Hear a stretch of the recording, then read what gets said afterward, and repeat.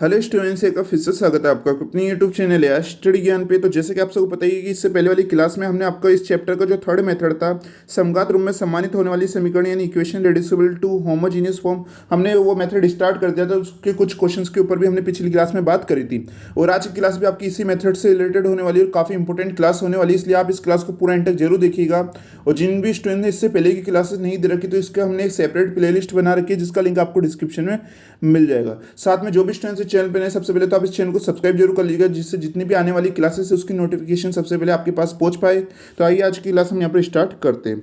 तो जैसे कि आज का यहाँ पर आप फर्स्ट क्वेश्चन देख सकते हैं जो कि क्या है, सॉल्व यानी हल कीजिए, जो कि आपकी बुक का ही एग्जाम्पल है कि D Y upon D X equal to 6 minus 2y minus 7 upon में 2x प्लस 3y माइनस 6। यहाँ पर आप इस क्वेश्चन को देखिएगा। सबसे पहले सॉल्यूशन में हम इसी क्वेश्चन को लिख देते हैं। उसके बाद में आप सबको पता है इस क्वेश्चन में हमें क्या करना होता है कि आपकी जो इक्वेशन दी होती है वो किस फॉर्म में दी होती है, आपकी a x plus b one plus y plus c one upon में x2 plus b2y plus C2, इस फॉर्म में आपकी इक्वेशन दी होती है। और इसमें आपको क्या करना होता है, ये जो इस मेथड में आपको C1 और C2 की वैल्यू है उसको हटाना पड़ता है। और यहाँ पर आप देखेंगे इस क्वेश्चन में हमारे यहाँ पर C1 और C2 की वैल्यू कौन सी है, -7 और -6। इसको हमें यहाँ पर इस मेथड से क्या होगा, सबसे पहले तो हटाना होगा। उसके बाद केवल क्या बच जाएगा आपका 6x माइनस 2y अपॉन में 2x प्लस 3y।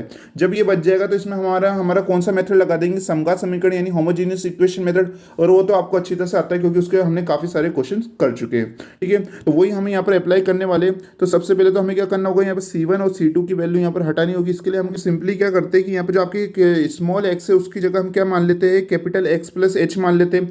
अब जो चीज़ हम यहाँ पर मानते हैं उसका हमें यहाँ पर अवकलन यानी डिफरेंशियल भी करना होता है। तो x का अवकलन क्या हो जाएगा, dx हो जाएगा। इस कैपिटल X का क्या हो जाएगा, dx हो जाएगा। और आप सबको मैंने पिछली क्लास में भी बताया था कि यहाँ पर h क्या है, कॉन्स्टेंट है, यानी यहाँ पर आपके अचर है। और अचर का कॉन्स्टेंट क्या होता है, हमेशा अचर का जो डिफरेंशियल यानी अवकलन क्या होता है, हमेशा यहाँ पर जीरो होता है, इसलिए यहाँ पर केवल dx ही आपके आएगा। उसके बाद हम यहाँ पर स्मॉल y को क्या मान लेंगे, कैपिटल Y प्लस k मान लेंगे। y का डिफरेंशियल क्या हो जाएगा, dy। कैपिटल Y का क्या हो जाएगा, dy। और k क्या है, कॉन्स्टेंट है, तो k का क्या हो जाएगा, जीरो यहाँ पर आपके हो जाता है, जैसे कि यहाँ पर आप देख सकते हैं। उसके बाद में क्या है, यहाँ पर जैसे हम dy के अपॉन में क्या लिखेंगे, dx लिखेंगे। dy के अपॉन में dx लिखेंगे तो यहाँ पर भी इक्वल किसके हो जाएगा, ये d capital Y upon d capital x यहाँ पर आपके हो जाएगा। यानी एक तरह से हम ये भी कह सकते हैं कि हम स्मॉल dy अपॉन dx की जगह क्या लिख सकते हैं, डी कैपिटल वाई और अपॉन में डी कैपिटल एक्स हम यहाँ पर लिख सकते हैं। वही हम यहाँ पर लिख देते हैं, जैसे कि आप देखिएगा इसकी जगह हम लिख देते हैं D capital Y upon D capital X यहाँ पर लिख देते हैं। उसके बाद में हमने स्मॉल एक्स की जगह क्या माना है, एक्स प्लस एच माना है। तो जहाँ पर भी स्मॉल एक्स आ रहा है उसकी जगह कैपिटल एक्स प्लस एच रख देंगे। और स्मॉल वाई की जगह हम क्या रख देंगे, कैपिटल वाई प्लस के हम यहाँ पर रख देते हैं, जैसे कि यहाँ पर आप देखिएगा। अब यहाँ पर हमारी इक्वेशन आ गई है, जैसे कि आप देख सकते हैं। अब इसे हमें सॉल्व करना होगा। कैसे सॉल्व करेंगे, सबसे पहले आप सबको पता ही है कि जितने भी वेरिएबल होते हैं यानी चर होते हैं उनको हम साइड में रख देंगे और जो कांस्टेंट है यानी अचर वैल्यू उनको हम ब्रैकेट में क्लोज कर देंगे। जैसे कि आप देखिएगा, पहले 6 को x से मल्टीपल करेंगे तो 6x आएगा। फिर यहाँ पर 2 को y से मल्टीपल करेंगे तो -2y आ जाएगा, क्योंकि बाहर माइनस दे रखा है तो यहाँ पर -2y यहाँ पर आपके आ गया है। ओके, उसके बाद जो हमारी जितनी भी कांस्टेंट वैल्यू है यानी हमारे अचर वैल्यू उनको ब्रैकेट में क्लोज करेंगे। कैसे कि यहाँ पर आप देखिए 6 को s से मल्टीपल करेंगे तो 6h आ जाएगा। फिर -2 को k से मल्टीपल करेंगे तो -2k आ जाएगा। और ये -7 यहाँ पर आपके आ जाता है। और ये पूरी क्या है, कांस्टेंट वैल्यू, क्योंकि यहाँ पर h भी कांस्टेंट होता है, k भी कांस्टेंट होता है और 7 तो एक नंबर है तो ये तो कांस्टेंट होता ही है। ओके, उसके बाद यहाँ पर आप देखिएगा 2 को x से मल्टीपल करेंगे ये आ गया। फिर 3 को y से मल्टीपल करेंगे 3y आ गया यहाँ पर। यानी ये तो वेरिएबल वैल्यू होती है यानी चर होती है, तो इनको तो हमने साइड में लिख दिया है। अब जितनी भी कांस्टेंट वैल्यू यहाँ पर आप देखिएगा, 2 को s से मल्टीपल करेंगे 2h आ गया। 3 को k से मल्टीपल करेंगे प्लस 3k और -6, इसको हम ब्रैकेट में क्लोज कर देते हैं। तो ये पूरी वैल्यू तो क्या हो जाती है आपकी कांस्टेंट वैल्यू। और ये जहाँ पर ये दोनों ये वैल्यू है ये किसी है यहाँ पर आपके, ये वेरिएबल वैल्यू है यानी चर वैल्यू यहाँ पर आपकी हो जाती है। ओके, ये क्या हो जाती है हमारी इक्वेशन में फर्स्ट आ गई है आपके। अब यहाँ पर आपकी जो कांस्टेंट वैल्यू आपने जो ब्रैकेट में क्लोज करा है इसको हम क्या ले लेते हैं, इक्वल टू की 0। जैसे कि आप देखिएगा 6h minus 2k minus 7 equal to 0 ले लेते हैं। ये क्या हो जाती है हमारी इक्वेशन में सेकंड। और नीचे क्या दे रखा है, 2h plus 3k minus 6 equal to 0, इसको हम यहाँ पर ले लेते हैं। अब आपको पता है कि यहाँ पर ये दोनों वैल्यू हमने क्यों लिए, क्योंकि अब हम क्या वैल्यू निकालना चाहते हैं, h और k की वैल्यू निकालना चाहते हैं। सो h और k की वैल्यू निकालने के लिए आपको सबसे पहले तो क्या करना होगा, दोनों इक्वेशन में कोई से भी एक वेरिएबल को आपको सेम यहाँ पर लाना होगा। कि अगर यहाँ पर 6h है तो यहाँ पर आपको इस 2h को भी क्या बनाना पड़ेगा, 6h यह बना लीजिए। या फिर आप ऐसा भी कर सकते हैं, यहाँ पर 2k है और यहाँ पर 3k, तो दोनों को ही आप क्या बना लीजिए 6k यहाँ पर बना लीजिए। इसके लिए आपको पहले दोनों ही इक्वेशन को यानी समीकरण नंबर सेकंड को भी आपको 3 से मल्टीपल करना पड़ेगा और इक्वेशन में थर्ड को आपको सेकंड से मल्टीपल करना पड़ेगा। तो यहाँ पर हमें दो दो बार मल्टीपल करना पड़ेगा। तो इससे आसान क्या है यहाँ पर, इससे आसान ये कि यहाँ पर 6h है तो आप इस 2h को क्या बना लीजिए 6h यहाँ पर बना लीजिए। इसके लिए आपको सिंपली क्या करना है, आपकी जो इक्वेशन है इसको पूरे को किससे मल्टीपल कर दीजिए 3 से यहाँ पर मल्टीपल कर दीजिए। तो 2h 3 से मल्टीपल होगा तो क्या आएगा 6h आ जाएगा, 3 से मल्टीपल होगा तो 9k, 6 यहाँ पर 3 से मल्टीपल होगा तो 18 यहाँ पर आपका आ जाता है इक्वल टू 0। ये क्या हो जाती है हमारी इक्वेशन नंबर थर्ड यहाँ पर आपकी आ गई है। अब आपको क्या करना है, आपकी जो इक्वेशन नंबर थर्ड आई है उसको आपको इक्वेशन नंबर सेकंड में से क्या कर देना है माइनस है यहाँ पर आपको कर देना। तो आप देखेंगे कि 6h + 9k - 18 इक्वल टू 0, जैसे कि यहाँ पर आप ये इक्वेशन देखिएगा। उसके बाद जो आपकी इक्वेशन नंबर सेकंड है 6h - 2k - 7, इसको हम यहाँ पर नीचे यहाँ पर लिख देते हैं। ओके, अब आपको पता है जब भी कोई चीज़ यहाँ पर माइनस में होती है तो जो नीचे वाली इक्वेशन होती है उसके साइन है तो वो क्या हो जाते हैं यहाँ पर आपके चेंज हो जाते हैं। यहाँ पर आप देखिएगा ये पहले क्या था प्लस का था, अब इसको हमने क्या कर दिया माइनस का कर दिया। ये पहले माइनस का था, इसको अभी हमने क्या कर दिया प्लस का। ये माइनस का था, अब इसको हमने क्या कर दिया प्लस का यहाँ पर कर दिया। अब क्या होगा इससे कि ये 6h और ये -6h क्या हो जाएगा एक दूसरे से कट हो जाएंगे, नीचे 0 वैल्यू आ जाएगी। अब यहाँ पर क्या है 9k और ये +2k, अब ये क्या हो गया यहाँ पर 11k यहाँ पर हो गया, ये -18 और ये +7 क्योंकि हमने यहाँ पर साइन चेंज करा है। तो -18 और +7 क्या हो जाएगा -11 हो जाएगा इक्वल टू 0 यहाँ पर आपके आ गया। अब उसके बाद क्या होगा कि ये -11 है इक्वल टू के उधर चल जाएगा तो क्या आ जाएगा +11 आ जाएगा। उसके बाद क्या होगा कि 11 से 11 कट हो जाएगा, या आप ऐसे भी कर सकते हैं 11 को उस 11 के अपोन में भेज दीजिए और फिर 11 से 11 कट हो जाएगा, ये आप ऐसे भी कर सकते हैं। ठीक है, जिससे हमारी क्या आ जाएगी k की वैल्यू 1 यहाँ पर निकल के आ गई है। तो आप यहाँ पर आपकी एक कांस्टेंट वैल्यू तो आगे कौन सी k आ गई है। अब इस k की वैल्यू को आपको कहाँ रख देना है, या तो आप इक्वेशन नंबर सेकंड में रख दीजिए या इक्वेशन नंबर थर्ड में रख दीजिए, दोनों से सेम ही आंसर आने वाला है। तो हम क्या करते हैं इक्वेशन नंबर किस में रखेंगे आप बताइए। तो हम इक्वेशन नंबर सेकंड में रख देते हैं कि यहाँ पर इस जो आपकी इक्वेशन है 6h - 2k - 7 इक्वल टू 0, यहाँ पर हम क्या करते हैं k की वैल्यू क्या रख देते हैं 1 यहाँ पर रख देते हैं। जैसे आप k की वैल्यू 1 रखेंगे तो h की वैल्यू आपकी निकल के आ जाएगी। जैसे कि आप नेक्स्ट स्टेप देखिएगा कि समीकरण नंबर सेकंड से यानी बाई इक्वेशन सेकंड 6h - 2 यहाँ पर हमने k की जगह 1 रख दिया -7 इक्वल टू 0। उसके बाद आप इसे सॉल्व कीजिए, यहाँ पर क्या है -2 और -7 की हो जाएगा -9 हो जाएगा। उसके बाद ये -9 को इक्वल टू के उधर ले जाएंगे तो प्लस का 9 यहाँ पर आपके हो जाता है। उसके बाद यहाँ पर जो h के साथ कोफिशिएंट गुणांक में क्या है 6 है, इस 6 को हम 9 के अपोन में यहाँ पर भेज देते हैं तो क्या हो जाएगा h की वैल्यू 9/6 हो जाएगी। और आपको पता है कि किसकी टेबल से कट हो जाता है, तो यहाँ पर ये आपके 3 की टेबल से कट हो जाएगा 9 3 बार और ये 6 2 बार, तो क्या आ जाएगी h की वैल्यू 3/2 यहाँ पर आपकी आ जाती है। आप देख सकते हैं तो यहाँ पर आप देखिएगा तो हमारी h की वैल्यू क्या आई है 3/2 आई है और k की वैल्यू अभी थोड़ी देर पहले हमने निकाली थी, क्या आई थी 1 आई थी। अब जो आपकी 3/2 और k वैल्यू यहाँ पर 1 वैल्यू आएगी h और k की वैल्यू, इसको आपको कहाँ रख देना होगा, आपकी जो शुरुआत में इक्वेशन नंबर 1 थी इस इक्वेशन नंबर 1 में h और k की वैल्यू आपको रख देना होगा। जैसे कि यहाँ पर आप देखिएगा कि समीकरण नंबर 1 में h व k का मान रखने पर यानी put values of h and k in equation number first. तो यहाँ पर आप देखिएगा कि यहाँ पर क्या है dy/dx है, फिर उसके बाद 6x - 2y और यहाँ पर आप देखिएगा 6 और वहाँ पर क्या था इक्वेशन नंबर 1 में h था और h की वैल्यू अभी हमने निकाली 3/2 हमने यहाँ पर रख दी, फिर माइनस में 2 और फिर k की वैल्यू अभी हमने निकाली 1 आई तो हमने यहाँ पर रख दी, फिर -7, फिर अपोन में भी यहाँ पर आप देखिएगा 2x + 3y, फिर यहाँ पर 2 और h की वैल्यू 3/2, फिर प्लस में 3 और k की वैल्यू 1 और -6 यहाँ पर आपके आ जाता है। अब इसे सॉल्व करना होगा, सॉल्व कैसे करेंगे तो 2 से यहाँ पर 6 कितनी बार कट हो जाएगा 3 बार यहाँ पर आपकी कट हो जाएगा, उसी प्रकार यहाँ पर 2 से 2 यहाँ पर कट हो जाता है। अब आप ऊपर इक्वेशन में देखिएगा कि 3 × 3 क्या हो जाएगा 9 हो जाएगा, ठीक है। फिर -2 को 1 से मल्टीपल करेंगे तो 2 हो जाएगा, फिर ये -7 यहाँ पर आपके आ जाता है, फिर 9, फिर -2 और -7 क्या हो जाएगा 9 यहाँ पर हो जाएगा और 9 - 9 क्या हो जाएगा 0, यानी ऊपर ये पूरी वैल्यू क्या हो चुकी है यहाँ पर आपकी 0 यहाँ पर आपकी आ जाती है। उसी प्रकार नीचे देखिएगा कि यहाँ पर 2 से 2 कट हो जाएगा तो यहाँ पर 3 और फिर प्लस में भी यहाँ पर 3 को 1 से मल्टीपल कर रहा है तो 3 और -6, ओके। और यहाँ पर 3 + 3 क्या हो जाएगा 6 - 6 और ये भी वैल्यू भी क्या आ गई 0 आ गई, यानी ये नीचे पूरी वैल्यू भी 0 यहाँ पर आपकी आ जाती है। तो आप देखिएगा ये पूरी वैल्यू 0 होगी, ये वैल्यू पूरी 0 होगी, तो क्या बचा है यहाँ पर क्योंकि ये प्लस की फॉर्म में यहाँ पर दे रखा है, ठीक है।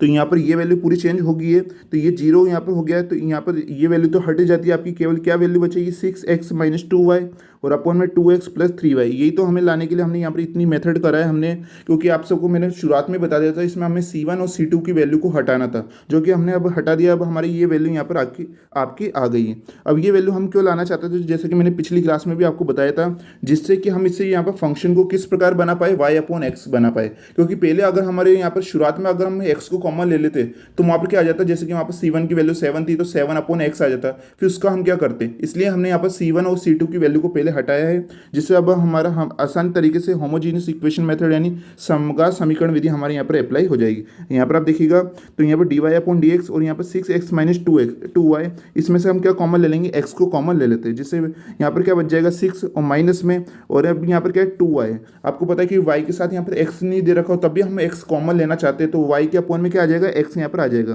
तो माइनस 2y अपॉन x आ जाता है। उसके बाद आप देखिएगा तो यहाँ पर इन दोनों में से हम x को कॉमन ले लेते हैं, तो ब्रैकेट में क्या आएगा 2, फिर और यहाँ पर 3y में से भी अगर हम x को कॉमन लेना चाहते हैं तो क्या आ जाएगा 3y अपॉन x, ये बन जाता है। उसके बाद क्या होगा कि यहाँ पर x से x यहाँ पर कट हो जाता है, क्या बचेगा 6 minus 2y upon x upon में 2 प्लस 3y अपॉन एक्स यहाँ पर बन जाता है, जो कि क्या होती है हमारी इक्वेशन नंबर 4 आपके आ गई है, जैसे कि आप देख सकते हैं। उसके बाद क्या करना होता है, आपको अच्छी तरह पता है कि अब यहाँ पर y अपॉन एक्स बन गया है, तो अब इससे हमें क्या मानना होगा, v हमें यहाँ पर मानना होगा, जो कि क्या हो जाएगी हमारी इक्वेशन नंबर 5 हो जाएगी।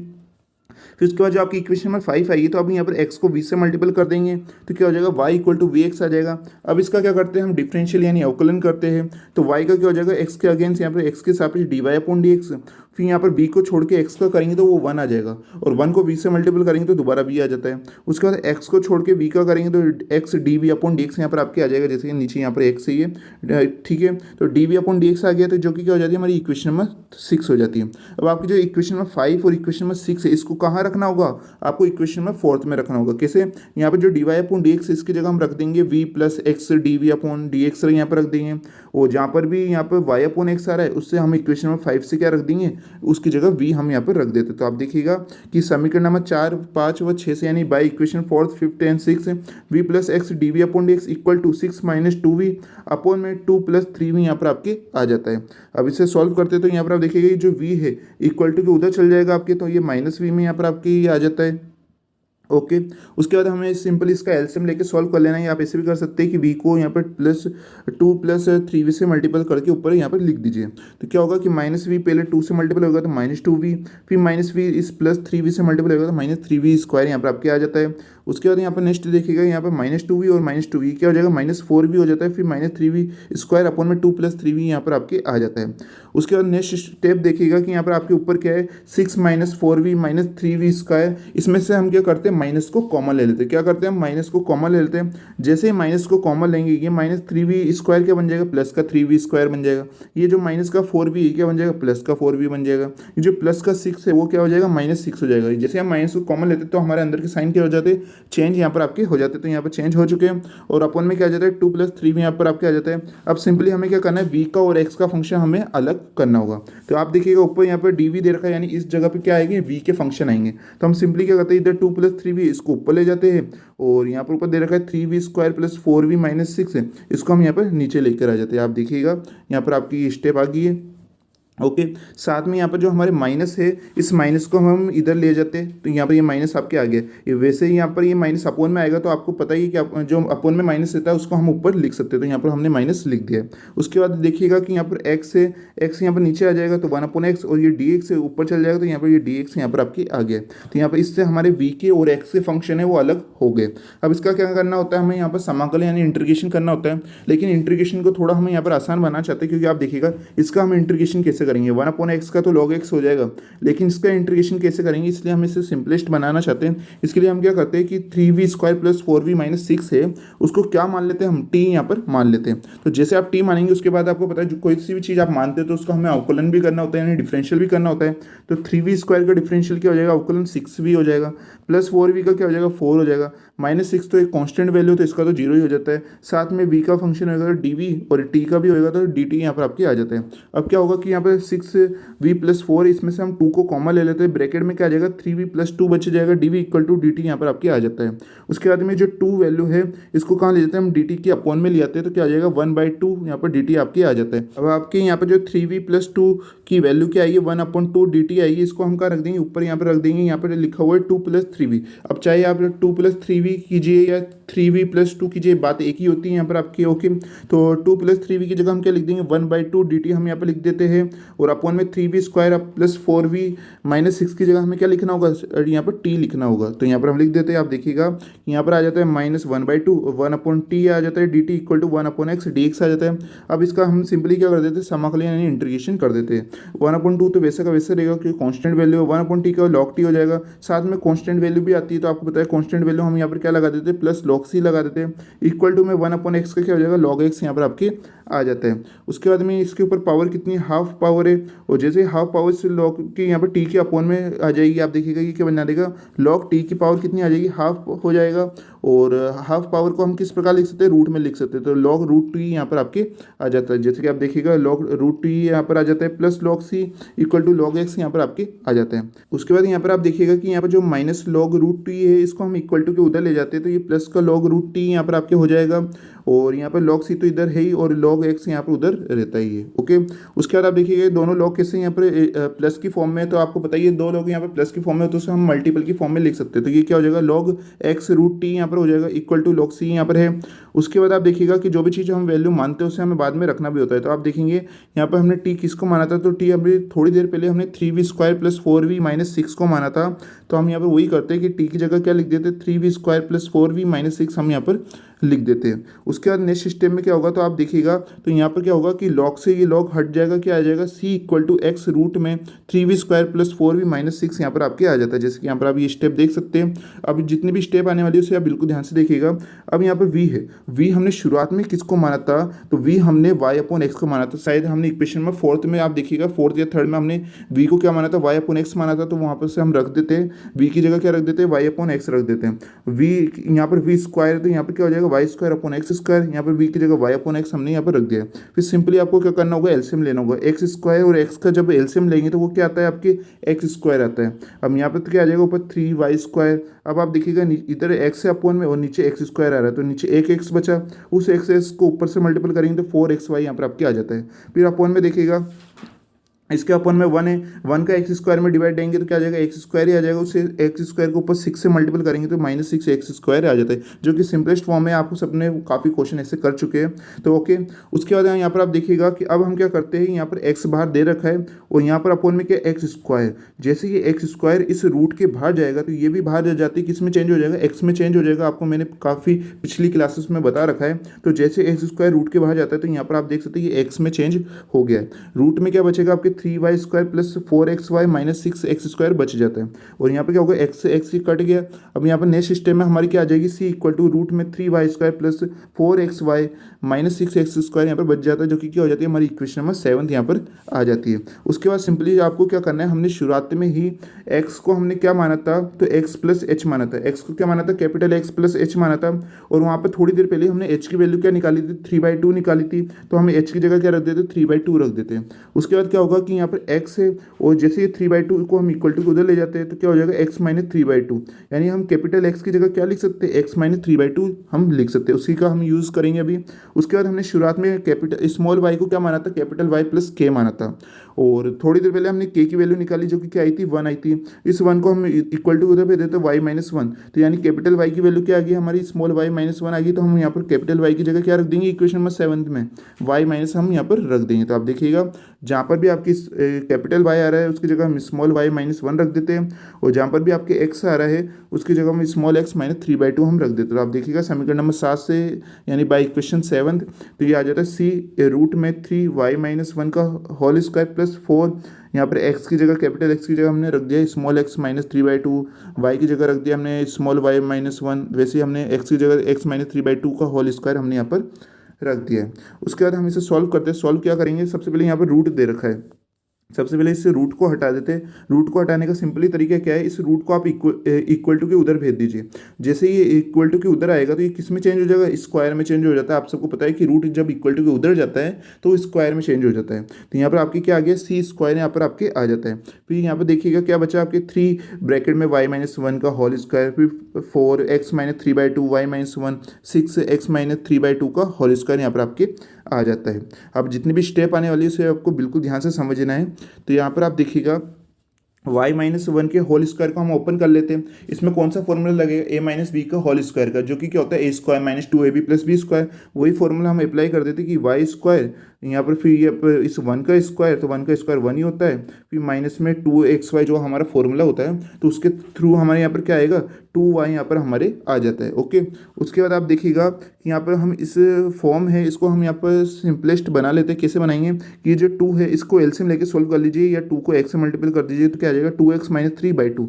यह सिंपल आप एलसीएम लेके सोल्व कर दीजिए। ओके, उसके बाद y-1 यहाँ पर भी y-1, फिर 6 और यहाँ पर भी आपको वही करना है कि ये क्या हो जाएगा 2x-3/2 यहाँ पर हो जाता है। हमने एलसीएम लेके इसे सोल्व कर लिया है। ओके, उसके बाद नेक्स्ट स्टेप में देखिएगा कि जो 3 है अंदर तीनों से मल्टीपल होगा, 3y² + 3y - 6y यहाँ पर आ जाता है। फिर प्लस में आप यहाँ पर देखिएगा नेक्स्ट क्या है आपके, अभी यहाँ पर ये जो 2 है इस 4 से मल्टीपल कट हो जाएगा आपके, 2 है 4 से कट हो जाएगा तो क्या आएगा 2 आ जाएगा।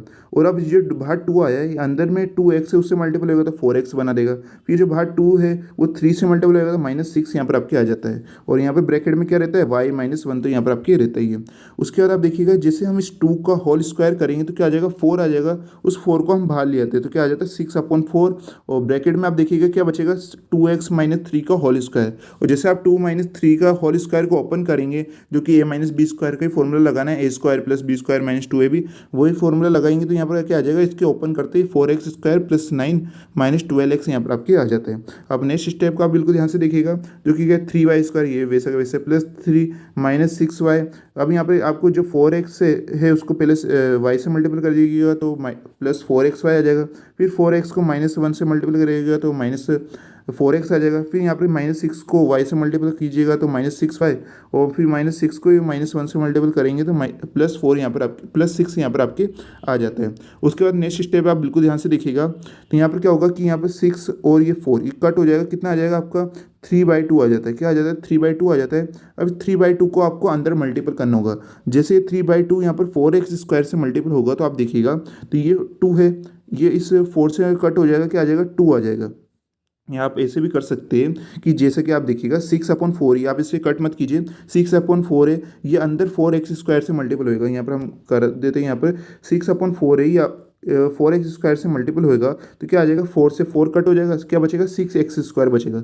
यहाँ पर आपके आ गया 6x²। ओके, उसके बाद देखिएगा कि जो 6/4 है ये 9 से मल्टीपल होगा तो 6/4 × 9, आप देखिएगा कैसे कट होगा। तो ये क्या हो जाता है आपके 6 को 9 से मल्टीपल करेंगे तो क्या आता है आपके बताइए।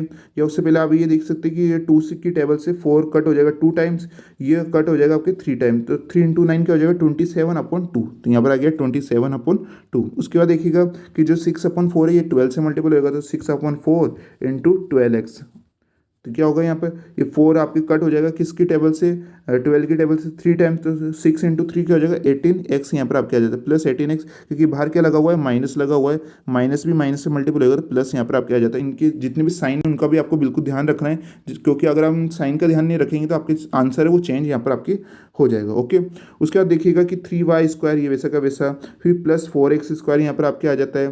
फिर नेक्स्ट स्टेप में क्या होगा -6x² यहाँ पर आ जाता है। उसके बाद -6y और -6y क्या हो जाएगा -12y यहाँ पर आपके हो जाता है, ये एडिशन हो जाता है।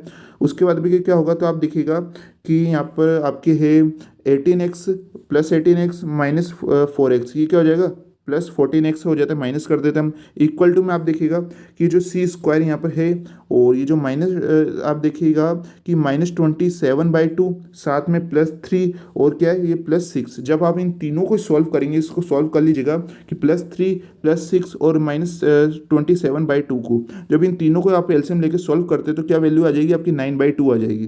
तो यहाँ पर आप देख सकते हैं, और उसको हम इक्वल टू को उधर ले जाते हैं, इक्वल टू को उधर ले जाएंगे तो +9/2 यहाँ पर आपके आ गया है। ओके, उसके बाद हम सिंपली क्या करेंगे कि 3y² + 4xy -6x² -12y plus 14x, और ये जो पूरी कांस्टेंट वैल्यू सी तो कांस्टेंट होता ही है और 9/2 भी कांस्टेंट होता है, तो इसको हम एक नया कांस्टेंट दे देते हैं जो कि क्या हो जाता है कि यहाँ पर आपका आ जाता है, जैसे कि यहाँ पर आप देख सकते हैं। और ये फाइनली हमारे क्या निकल के आ गया, आंसर निकल के आ गया है। आई होप आपको ये क्वेश्चन अच्छी तरह समझ में आ चुका होगा। इसकी एक दो बार आप प्रैक्टिस जरूर कर लीजिएगा, क्योंकि ये क्वेश्चन काफ़ी मोस्ट इंपॉर्टेंट है। काफ़ी यूनिवर्सिटियों में ये पूछा जाता है ये क्वेश्चन, इसलिए आपको इसकी अच्छी तरह से प्रैक्टिस कर लेनी है। अब बात करते हैं हम यहाँ पर नेक्स्ट क्वेश्चन की, इसे भी आपको बिल्कुल ध्यान से समझना है। तो जैसे कि स्टूडेंट्स अब यहाँ पर आप नेक्स्ट क्वेश्चन देख सकते हैं, इस क्वेश्चन को भी आप इंपॉर्टेंट लगा लीजिएगा, काफ़ी बार पूछा जाता है क्वेश्चन।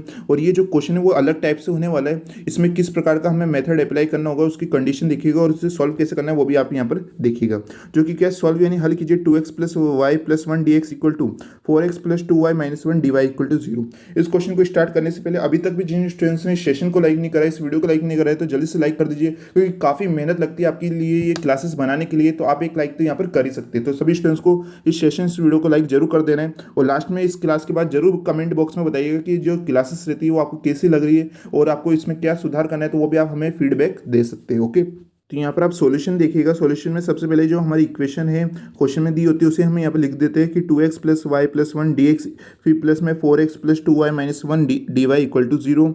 यहाँ पर हम सिंपली क्या करते हैं, dy/dx हमें यहाँ पर बनाना होता है, इसलिए हम इधर जो ये dy की वैल्यू उसको हम इधर वैसा का वैसा रहने देते हैं, और जो dx की वैल्यू है उसको इक्वल टू के उधर ले जाते हैं। जैसे इक्वल टू के उधर जाएगा तो माइनस में हो जाएगा, माइनस ब्रैकेट में 2x + y + 1 यहाँ पर dx यहाँ पर आपके आ जाता है। ओके, उसके बाद यहाँ पर dy है और ये dx है, तो dy/dx बनाना चाहते हैं, तो dx किसके अपोन में आ जाएगा, y के, तो dy/dx आ गया।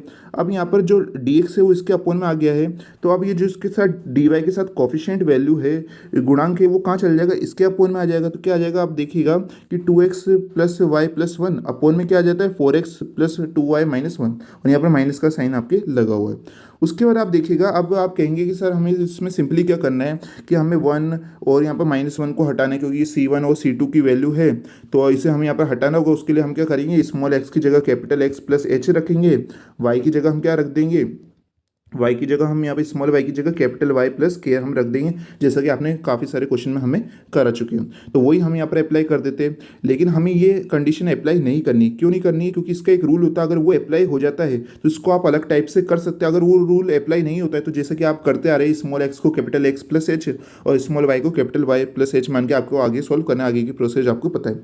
लेकिन आप इस क्वेश्चन में ध्यान से देखिएगा, यहाँ पर क्या है 2x + y, तो यहाँ पर हम एक ब्रैकेट में लिख देते हैं 2x + y, कांस्टेंट वैल्यू जो +1 है इसको हम बाहर यहाँ पर लिख देते हैं। साथ में यहाँ पर आप देखेंगे कि यहाँ पर क्या है 4x + 2y।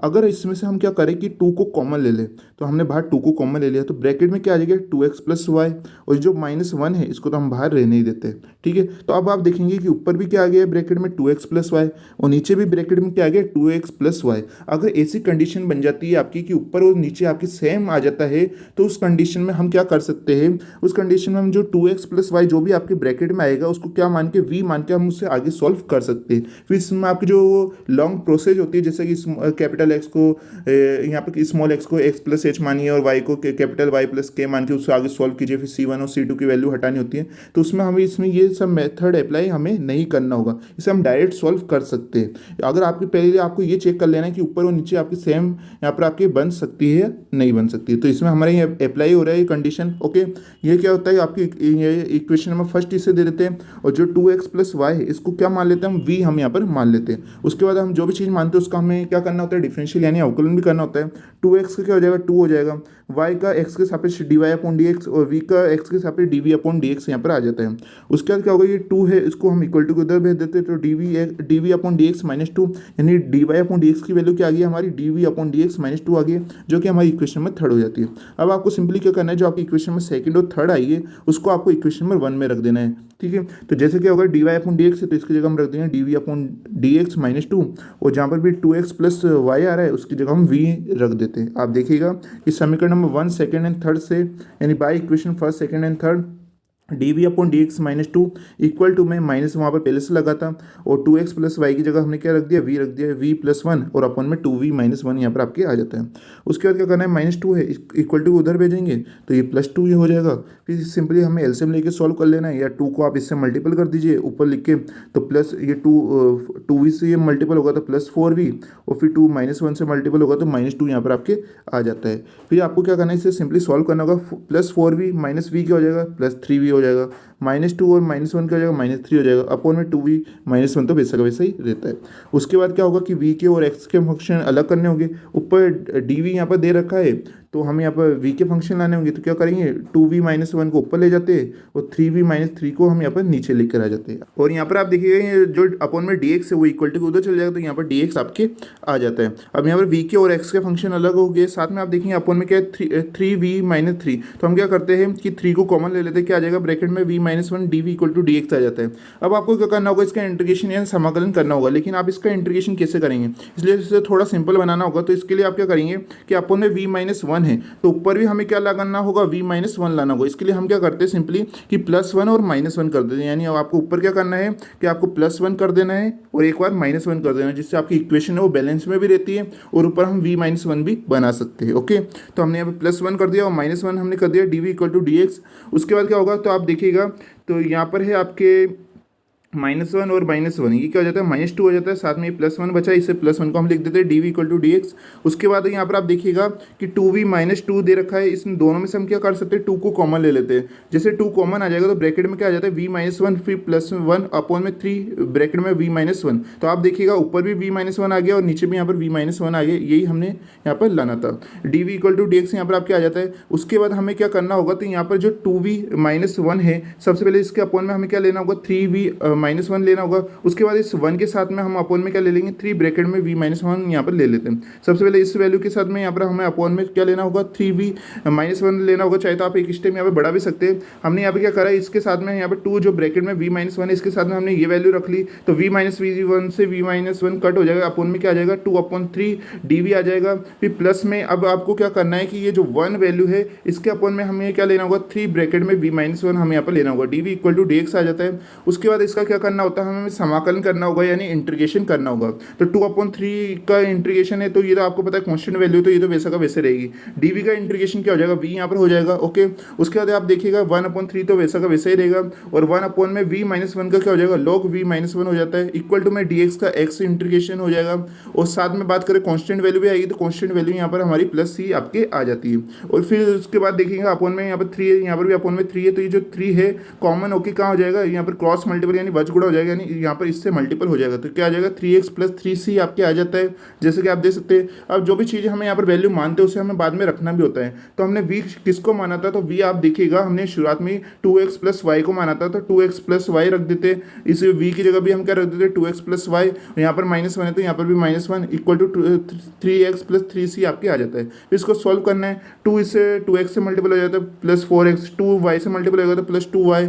यहाँ पर आप देखिएगा साथ में जो +3x और यहाँ पर जो +3x है इसको हम इक्वल टू के इधर ले आते हैं, तो ये यहाँ पर क्या हो जाएगा -3x हो जाएगा, साथ में प्लस लॉग और यहाँ पर आप देखेंगे ब्रैकेट में 2x + y -1, ये वैसा का वैसा रहता है। इक्वल टू में आपकी जो 3c बचा है, ये 3c क्या है कांस्टेंट वैल्यू, तो इससे हम नया कांस्टेंट दे देते, क्या दे देते c हम यहाँ पर दे देते, जैसे कि हमने काफ़ी सारे क्वेश्चन में करा भी है। तो यहाँ पर हम क्या कर देते हैं, इसको c लिख देते हैं। उसके बाद क्या होगा, तो यहाँ पर आप देखिएगा यहाँ पर है 4x और यहाँ पर है -3x, तो 4x में से 3x माइनस होगा तो क्या आ जाएगा x आ जाएगा, ये प्लस का 2y और यहाँ पर प्लस लॉग ब्रैकेट में 2x + y -1 यहाँ पर आपके आ जाता है। ओके, उसके बाद में जो c वैल्यू है इसको हम इक्वल टू के इधर ले आते हैं, तो ये क्या हो जाएगा -c हो जाएगा, यहाँ पर -c लिख दीजिएगा, तो -c इक्वल टू क्या आ जाता है 0 आ जाता है, जो कि क्या आता है हमारा आंसर यहाँ पर निकल के आ गया, जैसे कि आप देख सकते हैं।